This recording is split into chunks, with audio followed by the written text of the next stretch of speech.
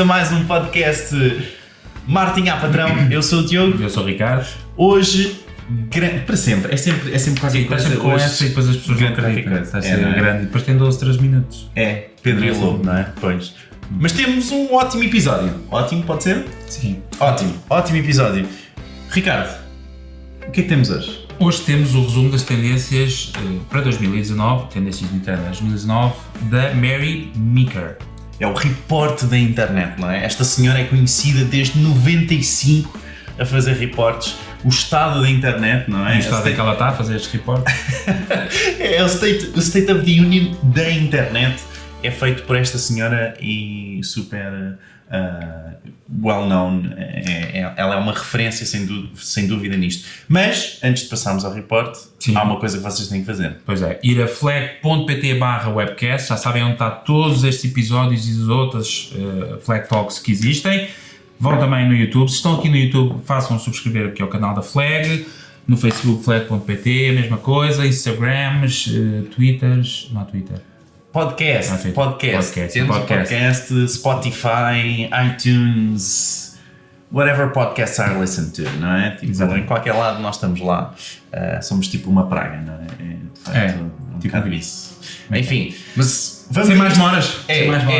Na verdade, nós não vamos... Isto são 333 slides. Sim, vai ficar o link para o report completo, para poderem com tempo em casa, que no fundo são 40 minutos, não é? Porque a apresentação dura 40 minutos, que a Mary faz a apresentação dessas mas muito rápido. Ela própria diz ao início que este report não é para ser visto, que este report é para ser lido, não é? Consumido em casa, não no trono, mas em sítios que sejam de algum tempo de consumo, não é? Então o trono é para casa pode ser.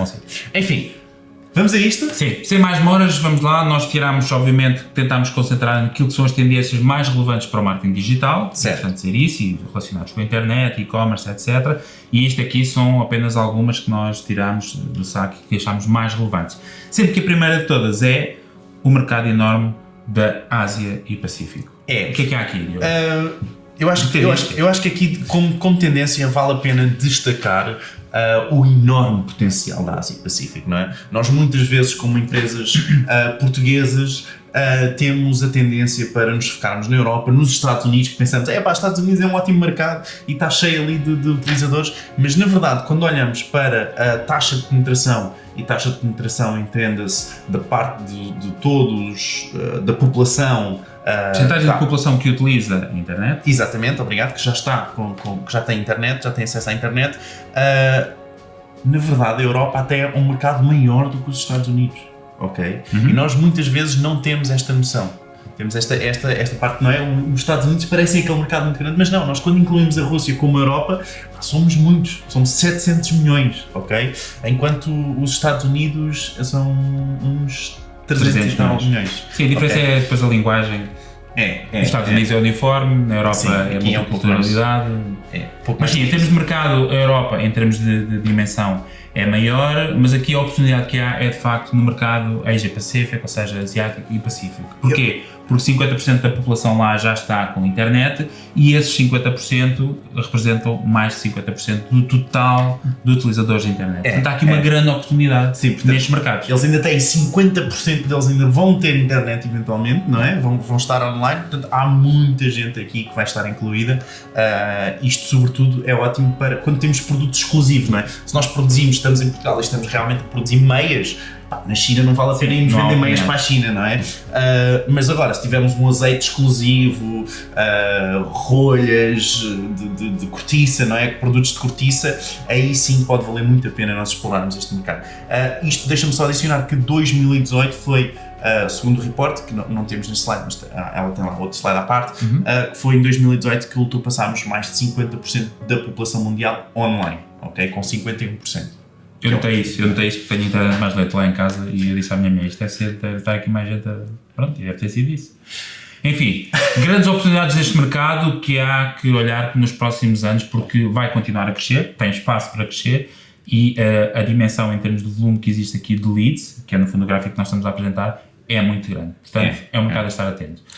Segunda tendência é a questão do crescimento do mercado de e-commerce. Em linha, não é? Não. Que na verdade abrandou e está a abrandar. O crescimento abrandou, mas continua a crescer. E continua a crescer em 2 dígitos. Portanto, estamos a falar de 12% ainda ao ano, year to year. Portanto, o ano passado, isto, atenção, relativamente ao mercado dos Estados Unidos, ok? Mas eu diria que o mercado europeu deve estar a acompanhar, sendo que até o crescimento é capaz até de ser maior na Europa. Portanto, e tínhamos crescido, portanto, aliás, os Estados Unidos tinham crescido 12,4% o ano passado, e quando o quarto ano de 2018, e quando olhamos para o quarto trimestre de 2018, o crescimento já está em 12,1%. Portanto, há um decréscimo aqui muito leve. Há um abrandamento do crescimento, mas continua a ser crescimento. Exatamente. E na ordem, como disseste bem, de 2 dígitos, portanto, um volume bastante alto de crescimento. Portanto, isto, oportunidade, não é? Para marketers que estão a vender online, que estão a trabalhar online, portanto, isto há muito que ainda continua por crescer, portanto, há muita coisa ainda a crescer. Há uma grande oportunidade. E elencando já aqui na próxima tendência é precisamente isso, porque pela primeira vez o consumo de mídia e versus gastos de publicidade finalmente igualou, não é? Só aqui se calhar vale a pena esclarecermos o que é isto do consumo de mídia, não é?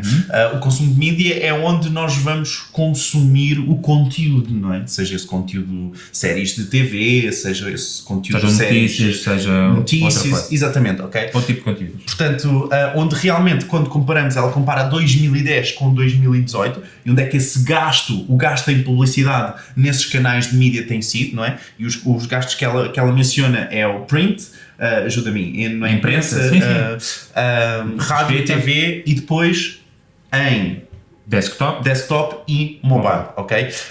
Sendo que em 2010 havia algum consumo em desktop e em mobile, mas não havia ainda gastos grandes em termos de o acompanhamento não acompanhava esse tempo passado nestes canais. E em 2018 já há aqui, obviamente, um equilíbrio gigante dentro daquilo que é os gastos em publicidade e o tempo que é despendido nestes canais. O gráfico dá também para perceber que os gastos, especificamente aqui em mobile, já estão equiparados àquilo que são os gastos em TV, por exemplo. Exato. E isso elenca já à próxima tendência, não é? Tem a ver com que os gastos em mobile. Portanto, os gastos em mobile têm crescido. Em mobile, entenda-se normalmente em publicidade, os gastos de publicidade em mobile, que têm crescido imenso e continua a crescer. Portanto, apesar de ter abrandado também um pouco year over year, a comparação ano, onde continua a crescer a 20%. Ok? Portanto, ainda é um crescimento. Sim, é bastante alto e dá para perceber no gráfico que nós partilhamos, sobretudo o crescimento em mobile e a exposição que já tem, os gastos que já são feitos em mobile e realmente a importância que tem este canal. Desculpa, e o crescimento aqui na verdade é em online e não só em mobile, dos 20%. Sim, eu estou a destacar aqui a questão exatamente do que é o mobile. Mas o mobile cresce mais, não é? Sim. Bem mais. O salto que houve desde 2017, ou até se pegarem desde 2017, de mobile versus aquilo que é o desktop advertising. Porquê é que isto pode ser interessante para quem anuncia em mobile? É que nós podemos ver realmente um aumento do custo do clique em mobile, não é? Quando anunciamos online. Portanto, há uma tendência que esse custo mobile, que era até agora se calhar um custo mais relativamente baixo, relativamente mais baixo, podemos ver uma tendência para aumentar esse custo. Contudo, não estamos, acho que ainda a ver essa tendência exato, porque também temos muito mais consumo em mobile, não é? Também. E como há mais consumo, também há mais espaço para anunciar. Mas quando esse consumo começar a estagnar, vamos ter menos espaço para anunciar e então vamos estar a combater mais uns contra os outros e possivelmente então o preço já lá vamos, temos aqui tendências que vão elencar precisamente nisso. E a próxima vai um bocadinho nessa linha, que é o revenue de cada anúncio da internet baixou no último ano. E que liga um bocadinho com aquilo que estavas a dizer, não é? Há mais concorrência, há mais oportunidade, mas também há mais concorrência, há mais empresas que têm essa consciência de que têm que anunciar em mobile, portanto os custos vão aumentar para anunciar. Aquilo que antes era muito barato chegar a milhões de pessoas, hoje em dia já se torna mais caro. Portanto, aquilo que se consegue rentabilizar no anúncio da internet já é menos, e o revenue das empresas, pelo menos segundo o gráfico que nós aqui apresentamos, é que tem vindo a baixar. Exatamente, acho que é perfeito. Internet ad revenue, portanto, tem baixado. que é menos, desacelerou, exatamente. Okay. Boa. E daqui, o rei continua a ser o rei. Obrigado, não sei, não sou. É a Google, ok? Portanto, de onde é que esse budget de advertising online, não é? Onde é que esse budget está aí? E claro, Google, portanto, ela tem aqui em 1.000 milhões, não é? Portanto, mais de 30 mil milhões de ad budget a ser gasto na Google. Depois vem em segundo lugar Facebook e só depois vem Amazon, Twitter, Pinterest, Snap, portanto outras plataformas online, mas não chegam aos calcanhares, nem o Facebook, nem os dois grandes players são obviamente a Google e o Facebook. O Facebook aqui integra também o Instagram. E estas novas plataformas, estes outros canais que aparecem aqui de vendas têm crescido mais do que a Google e que o Facebook, e tem a ver com precisamente aquilo que estava a falar, não é? A Google e o Facebook como é que estão a ficar overcrowded em termos de anunciantes, então as marcas começam a procurar mercados, chamemos assim, alternativos, onde o custo ainda é relativamente baixo, e aproveitam essas oportunidades. No fundo é sair deste espectro abusivo da Google e do Facebook, em que está anúncios a concorrer uns com os outros, passar por uma área um bocadinho mais do Eldorado e à procura aqui de canais alternativos onde possam ter exatamente. Um ad revenue melhor. Nós há um tempo atrás, se calhar não pensávamos em anunciar em Bing em Portugal, hoje em dia se calhar pode ser interessante. Pode ser interessante, é uns cliques mais baratos. Estão lá, não está lá o volume que está no Google, mas estão lá algumas pessoas e essas pessoas continuam a ser relevantes e se calhar o custo para chegar até elas é muito menor. Cuidado deixa-me só adicionar esta adendo, que é o anunciar em Bing em Portugal não é feito através da plataforma Bing, ok? Tem que ser através da plataforma SAP. Então, quem não sabia disto, se pensam que estão a anunciar em Bing, porque dá para fazer anúncios em Bing diretamente dentro da plataforma Bing, mas depois os anúncios não aparecem em Portugal. Okay? Porque isso é gerido pela SAP ainda. Desde que tenham muitas encomendas no UK. Deixa-me adicionar também que, lá está, a tendência então é de o crescimento nestas pequenas outras plataformas, no Pinterest, no Twitter e na Amazon, é de facto, são as plataformas que apresentam mais crescimento desse budget de ad spend, não é? Okay? Portanto, é realmente interessante. Ela dá também umas quantas razões, já agora, para o ad share, que tem a ver com o outro gráfico que mostramos, ou seja, que o tempo que nós passamos a ver anúncios é maior, ou seja, já está a equilibrar aquilo que é o tempo que nós passamos a consumir naqueles canais, e ela apresenta aqui alguns motivos para isso acontecer. Exatamente. Porque é que temos mais anúncios? Os principais motivos, então, que ela aponta são a customização de audiência, ok? E dá aqui o exemplo do Facebook, que é muito mais assertivo no ad targeting. Portanto, já somos mais relevantes com os anúncios, já conseguimos chegar às pessoas que realmente vamos ter o impacto. Isso sempre foi estavas a mencionar em Eldorado, não? Foste aqui. Sim, o Eldorado. Esse sempre foi o Eldorado do advertising online, não é? De nós sermos tão relevantes no nosso tipo de anúncios que acaba o utilizador por perceber que há uma utilidade naquele anúncio, claro. Não é? Isso é o chamado, vou usar aqui a expressão, o santo grau, não é? Pronto, é melhor exatamente, do anunciante, não é? Que ele quer mostrar aquele anúncio no momento em que for relevante para a pessoa que seja mais relevante, porque aí sim, obviamente, vai tudo aumentar as conversões, a relevância do anúncio, tudo. E é estes os motivos que a Mary, obviamente, Um dos motivos. Ela depois aponta também ajudas, não é? Machine Learning, não é? Portanto, a máquina a ajudar-nos um pouco nisto. Claro. Aponta também o comércio direto nestas plataformas. Temos o exemplo aqui ela dá o exemplo do Pinterest, mas temos o exemplo do Instagram, que hoje em dia também já é possível vender dentro da plataforma do Instagram. Acho que ainda não saiu em Portugal ou só saiu para certas contas, ok? Portanto, não está regionalizado. E por último, a relevância ela dá um exemplo do Twitter, mas a relevância em que nós conseguimos chegar ao nosso utilizador, que é aquilo que estávamos a falar um pouco ao início neste slide. Boa! Isto tudo, estas novas ferramentas, aumentar a audiência, aumentar o budget de gasto, obviamente também fez aumentar o quê? O CAC. O que é o CAC? É o bolo do CAC. Não. Boa! E fechamos aqui o episódio. O CAC é o Customer Acquisition Cost, custo de aquisição de um cliente, exatamente, que tem vindo a aumentar. Okay? E ela apresenta aqui um gráfico, portanto, todas as empresas que ela ela estudou, e neste caso está aqui são especificamente o custo de aquisição para empresas mobile de finanças, aplicações de mobile de finanças, muito engraçado, ela dá depois a adenda de esperem, isto está realmente a aumentar, ok? Há uma tendência para aumentar, portanto tenham essa expectativa, porque isto vai acontecer, e que o CAC não pode continuar a estender-se e a ser superior ao Customer Lifetime Value, não é? Portanto, Customer Lifetime Value é o valor que aquele utilizador vos vai dar ao longo da vida que ele está com vocês, não é? Portanto, isto funciona sobretudo com ginásios, não é? Portanto, um ginásio, por exemplo, paga 20 euros, imaginem, por inscrição, ou vamos dizer um preço mais alto, 100 euros por cada inscrição, não é?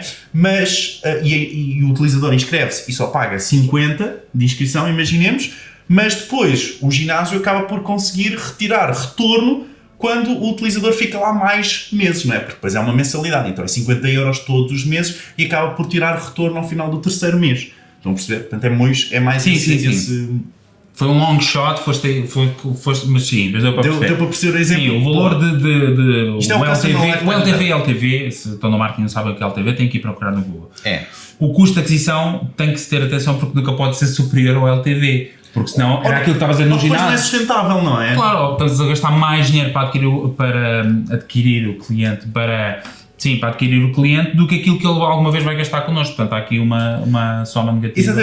Este exemplo do ginásio até era escalável, ok? O exemplo que eu dei aqui. Ou podes dar outros da Mel, não é? Que oferece instalação A, B, C, D, mas está à espera que fiques lá 24 meses a pagar. A questão é que com estas startups, quando há muito investimento de angels ou há muito dinheiro, capital, não é?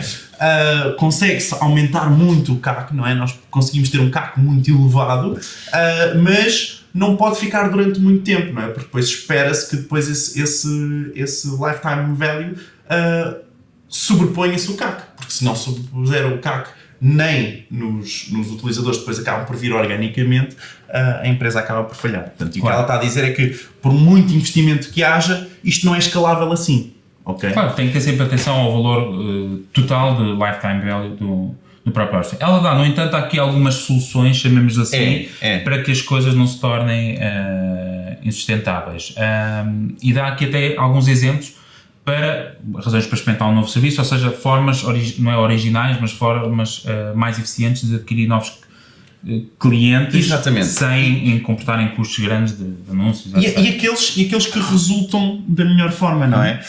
Que mesmo para o utilizador, que é as razões pela qual o utilizador experimentou um novo serviço, quando os utilizadores foram questionados, 42% diz que experimentou porque era inicialmente gratuito, ok? Porque é este freemium model, não é? Que é gratuito ao início. Nós temos o exemplo, ela dá os exemplos do Spotify, do Zoom. O Zoom é uma ferramenta de meetings online, ok? Tipo Hangout, ok? E o Spotify, pronto, toda a gente conhece o Spotify, acho eu, que começam, portanto é gratuito começar no Spotify, é gratuito nós começarmos e fazermos uma inscrição gratuita no Spotify, vamos ouvir ali música para o resto da vida se quisermos, com anúncios, mas que depois acaba por conseguir converter esse utilizador num utilizador pago. E, se não estou em erro, o Spotify, não sei se tem aqui temos aqui o exemplo, o Spotify, não, por acaso não tenho aqui o exemplo, mas ela acaba por referir que 50% dos utilizadores do Spotify são paying customers. Ok? Valor bastante alto. Que é uma coisa enorme, ok? Temos esses números. Temos que ver esses números. Está nos slides, é muito elevado. Se não é 50% é 40 e tais. É uma coisa enorme mesmo. Portanto, eles conseguem muito converter isso, e ela dá esses exemplos como sendo uma das melhores formas neste momento de adquirir os utilizadores, até porque o CAC aí também muitas vezes é baixo, não é? Claro, é mais baixo. Nós, para adquirir um utilizador que não nos paga nada, é muito mais baixo do que um utilizador que tem que pagar. Claro. Não é? Pronto, estão a perceber, acho que dá para perceber esse conceito. Mas sim, portanto, muito, muito importante, e é engraçado como nós conseguimos assim pensar o nosso online, e como estas trends começam a dizer como é que isto vai ficar no fundo, como é que nós vamos anunciar e como é que nós devemos anunciar só baseado nestas trends, que é fenomenal. Por isso é que esta senhora é a rainha dos reportes da internet. Bem, mais elencado é isto daquilo que é portanto, estas formas não originais, estas formas mais eficazes de adquirir crescimento e de adquirir novos utilizadores. Fala também daqui da questão das recomendações como uma das grandes razões para testar uma subscrição nova. Porque ela aqui faz aqui uma fórmula que tem effective, portanto, efetivo mais marketing eficiente igual ao produto, clientes satisfeitos, e isso gera recomendações. E é nas recomendações que agora vai cair esta, não é tendência, esta recomendação, que é do tipo, as pessoas testam um novo produto porque foram recomendadas por outros. 23% das pessoas referem isso. Quando foram questionados vários utilizadores, não é? 23% dos utilizadores dizem que experimentaram uma plataforma de e-commerce por ter uma subscrição gratuita inicialmente e porque foram recomendados, ok? Portanto, por terem essa subscrição gratuita, não é essa das razões, essa já vimos acima, sim. Mas porque é que eles acabaram por lá ir? E foi porque foram recomendados por alguém. Portanto, é esta recomendação. Aliás, isto funciona muito se nós olharmos para a forma como os negócios acontecem, principalmente em business to business, muitas vezes, é por referência, alguém nos recomenda, não é? Sim. Principalmente quem está em freelancer, não é? Nós todos temos um amigo freelancer, já agora, se quiser, que dizem, olha, por acaso conheço um gajo, não é? E pronto, e lá alguém recomenda o vosso nome, ok? Pronto, ficou aqui depois N exemplos, por exemplo, aqui tem vários exemplos, há um que é o Send Back the Rest, ou seja, eventualmente uma loja online que possa enviar, a minha mãe faz isso, recebe N vestidos, experimenta aquele que gosta, o resto devolve, portanto aqui não há risco, por exemplo. Isto é um exemplo, ela dá o exemplo da Stitch Fix, desculpa, e a Stitch Fix é uma loja de roupa e com looks personalizados, não é? E depois o que eles fazem é muito engraçado, porque o modelo de aquisição deles tem toda uma fase, e daí este destaque, onde vocês têm só que escrever o vosso perfil, não é? E eles calculam mediante o vosso perfil as roupas que vocês escolheram. Depois basta dizer qual é o fix, portanto qual é aquele estilo que vocês mais gostam, e eles enviam-vos caixas. E vocês só pagam, eles enviam-vos as caixas para vocês e vocês experimentam a roupa. Se gostarem, ótimo, ficam com ela e pagam essa roupa. Se não gostarem, enviam essa roupa de volta e não pagam nada. Exatamente. Ok? Isto é easy as fuck. Desculpem, as hell. Muito fácil, não é? Portanto, ou seja, nós termos um serviço assim, não é? E darmos um serviço deste utilizador. E acho que é para lá do freemium. É que nós esta empresa acaba por ser tão útil para o utilizador que é bonito de se ver. O utilizador reconhece isso, não é? E acaba então por nos recompensar com as suas compras. E acho que é muito esse o modelo que temos que ir. Profundo, não é? Eu arrepiei-me agora um bocadinho. Só um bocadinho. Bem, próximo. Isto, muito importante, porque tivemos o quê? O lançamento do RGPD o ano passado, sim. Não é? O lançamento, ou o forcing do RGPD, na Europa. GDPR, na Europa o ano passado, e na Europa também influenciou as empresas americanas, não é? Porque todas as empresas americanas que tivessem utilizadores na Europa têm que ter esse disclosure também, vamos chamar de disclosure. Sim, no fundo o que ela aponta aqui é que não se sabe o impacto que isto vai ter estas questões. Estas questões da privacidade acredito que vão ter impacto nos próximos anos. Isto do GDPR foi lançado, ainda está nas fases iniciais, nós percebemos o que é que nós realmente abdicamos em termos de privacidade para os anunciantes e para estas grandes empresas, como é a Google ou o Facebook. Portanto, acredito que ainda não chegámos ao ponto onde vai haver restrições ainda mais severas à utilização de dados de privacidade dos utilizadores. Ou pode ir no sentido oposto, que as pessoas don't care e do tipo, whatever. É isso que vamos ver. Portanto, ela no próximo, espera-se que no próximo report de 2019 tenhamos já qualquer informação sobre isto. Que isto é um ponto, é uma preocupação dela, acho que é mais do que isso, é ela apontar, olha, atenção que isto é uma preocupação e nós queremos ver se isto realmente teve impacto ou não no online, ok? Seja por consumo de notícias, seja por consumo de um site, conteúdo, seja pelo e-commerce mesmo, mas isso, é uma preocupação e vai ser abordado espera-se que seja abordado em 2019. Eu estou aqui em pulgas, como disse no último episódio, estou excitado para ver este vamos substituir por excited por entusiasmo. Ok. Muito bem, e linkando a isso, e as questões da privacidade são importantes, porquê? Porque nos Estados Unidos o mobile já ultrapassou em 2018 a TV.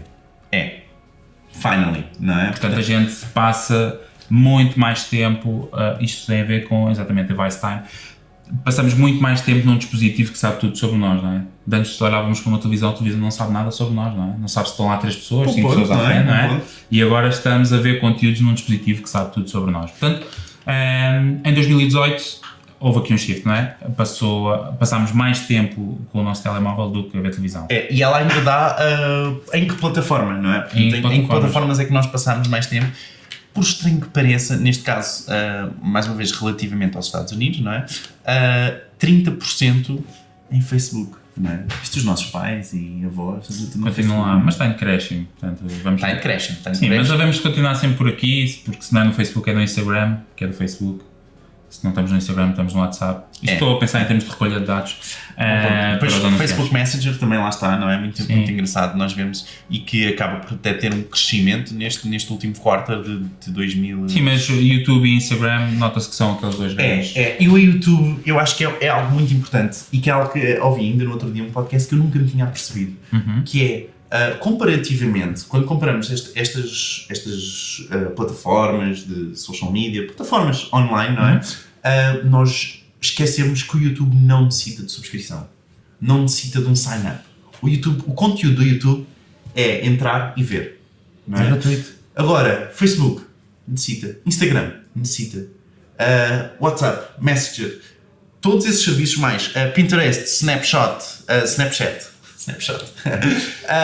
tudo isso necessita de um sign-up, não é? Um sign-in. YouTube não, ok? Portanto, toda a gente consegue consumir YouTube, e esse crescimento de YouTube está-se a ver e continua a ver-se. Claro. Portanto, não tem uma barreira de entrada. Que é das plataformas mais antigas, é que continua a crescer. Sim. Okay? E é extraordinário que o YouTube, ao fim de tanto tempo, já como plataforma já mais do que madura, chamemos assim, nesta área, continua com este crescimento, e que tem a ver com essa questão também importante da barreira de entrada. Não há barreira de entrada, os conteúdos estão ali livremente disponíveis para quem quiser, sem necessidade de trocar dados. Portanto, até pode ser uma questão importante no futuro, relacionado com esta questão da privacidade, não é? Porque o YouTube tem um modelo aberto onde não necessita de qualquer login para entrar. Se bem que a maior parte dos computadores tem um Google Chrome, que é dominado pela Google, portanto... Sim, há ali muito aliado à Google, não é? Portanto, todas as pesquisas de Google e YouTube é altamente beneficiado e etc. Bom, depois ficam aqui uma série de exemplos, acho que não está a passar, mas que tem a ver com o modelo freemium, não é? Sim. E adaptado a diversas áreas, não é? Exatamente. Seja gaming, seja enterprise, portanto, onde os vários jogos, ela até acaba por falar sobre o novo futuro, é nós estarmos a trabalhar em casa e nos intervalos vermos Netflix, e depois no final irmos jogar a Fortnite, não é? Mas pronto. Acabaste de escrever o meu dia só assim num relance, mas sim, no futuro. Que é muito isto, e ela fala o quão importante é este freemium model, não é? O de nós entrarmos. O Fortnite, nós temos exatamente isso. O Fortnite não é mais do que um shoot-em-up, first person shooter, third person shooter, whatever that is, que não tem nenhuma barreira, não é? Não se paga nada, não é? E é um jogo bem feito, pronto, dentro das plataformas onde funciona, mas sim. Uma adenda aqui muito engraçada é o Dropbox continuar a crescer para mim. Que eu achei muito engraçado. Como é possível? Como é que o Dropbox, ao final destes anos todos, continua a crescer? Diz? Eles agora lançaram uma série de novidades, por acaso pode ser interessante, mas não acredito, acho que o Dropbox vai ser... Mas lá está, também freemium model, eles também têm aqui o exemplo de Twitch, da Amazon Prime, Cash App, que é uma aplicação.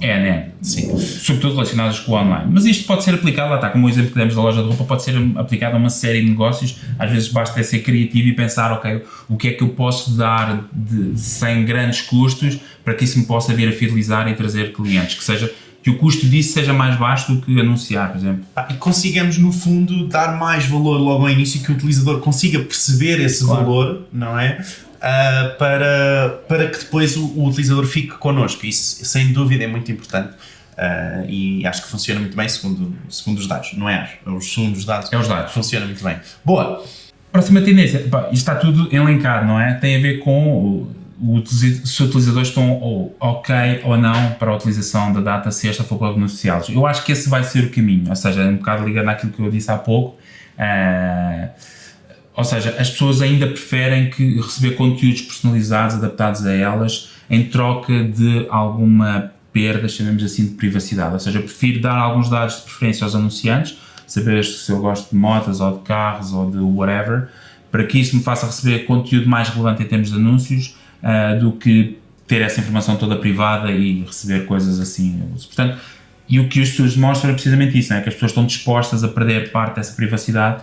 Isso é fenomenal. E quando nós conseguimos justificar isso ao utilizador, não é? Dizer, olha, você pode, ao subscrever aqui, mas não vamos só subscrever para lhe enviar uma newsletter. Não, vamos lhe enviar uma newsletter com valor. Preparada para si, e especificamente para si. E o utilizador, segundo os questionários que ela apresenta aqui, segundo os dados que ela apresenta aqui, realmente não se importa de quanto há mais valor dar os seus dados e dar essa privacidade. E isso é muito importante, termos essa noção. Eu acho que as pessoas vão realmente perder qualquer... E ainda há pouco estávamos a falar e o Google Assistant ligou, o que é um pouco assustador. Aí nessa área da voz, as pessoas eventualmente vão ter mais receio, não é? Porque as conversas estão a ser gravadas e as pessoas podem se sentir um bocado incomodadas. Mas nesta área de genérica de anúncios, nomeadamente das preferências, acho que as pessoas estão dispostas a perder isso e dizer, ok, eu prefiro anúncios personalizados e podem saber que eu tenho 2 filhos e que tenho e que gosto por motas e que quero casar, ou o que for, não é? Sim. Boa. Depois, há uma tendência eu acho que isto é fenomenal, porque ela dá aqui um quote do Astroteller, que é um tipo da Moonshot Factory, e ele tem um gráfico muito fixe, onde ela começa a analisar o volume de informação e a utilização dessa informação, não é? E está a acontecer um problema muito grande para nós, nesta nossa sociedade, que é a tecnologia tem uma evolução maior do que a capacidade humana de compreensão dessa tecnologia.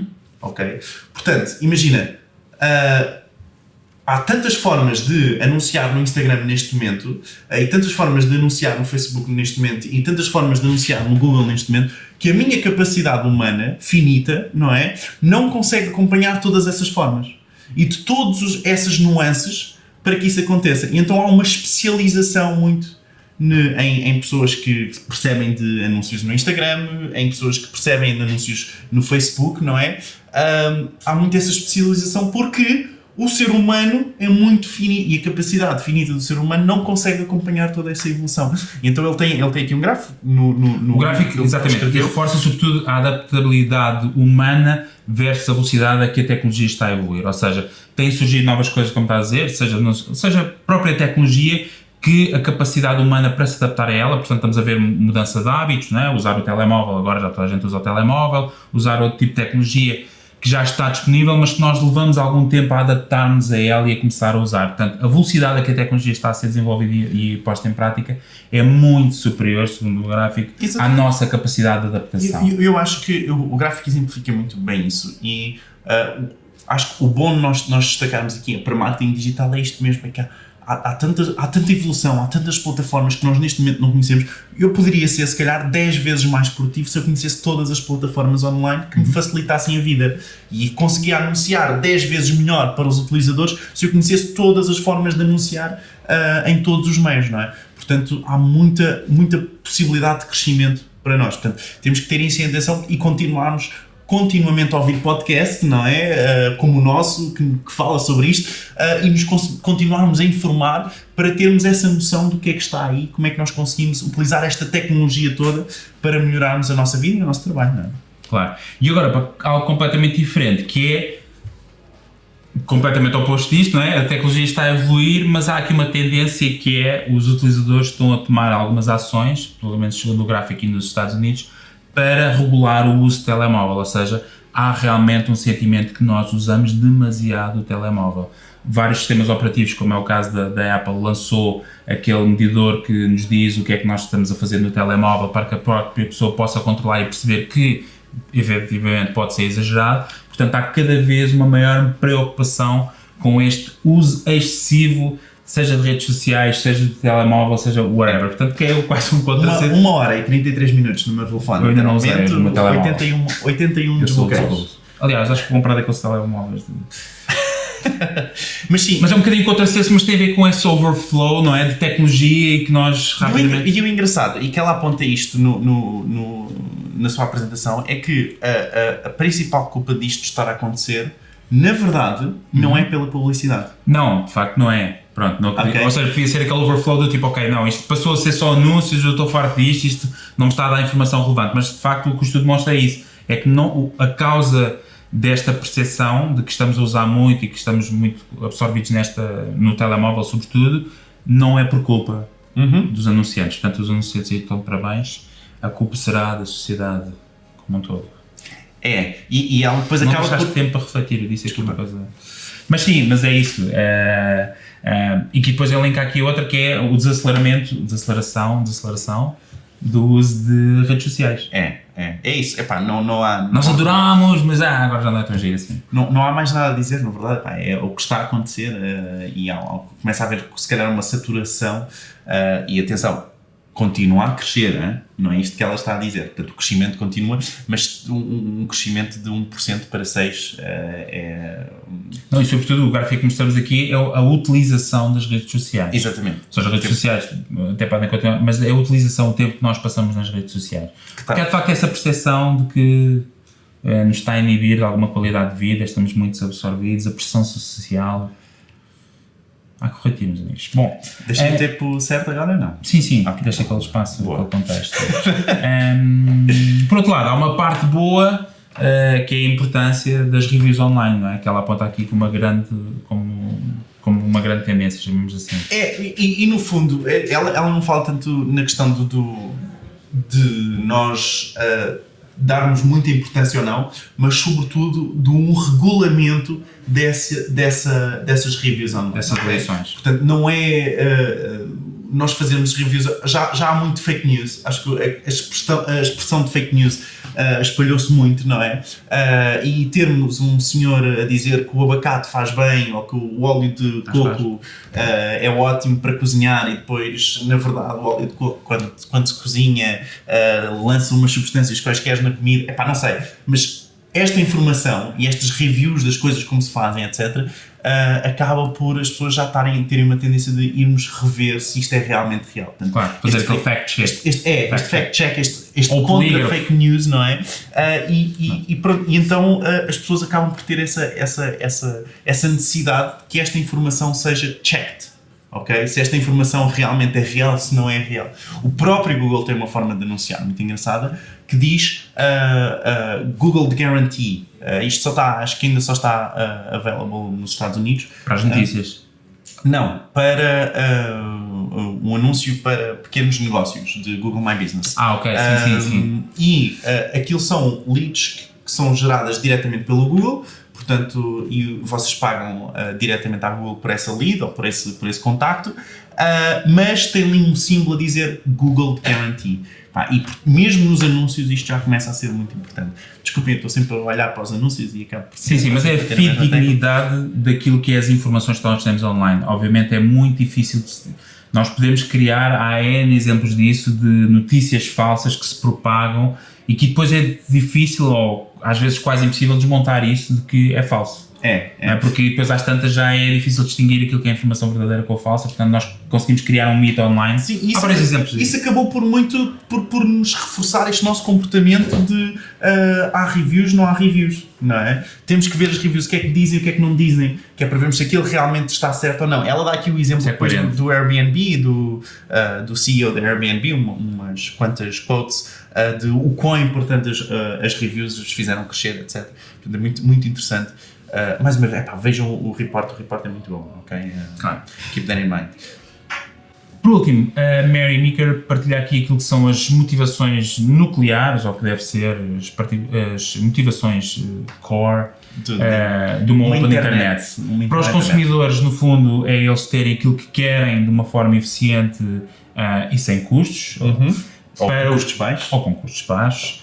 Para os negócios é poder vender os seus produtos e serviços com lucro, não é? Profitability. E para os reguladores, no fundo, é conseguirem proteger os consumidores, os negócios e as instituições obrigado, sociais. Portanto, isto devem ser os core, não é values, mas as motivações core daquilo que se pode chamar de uma internet aberta.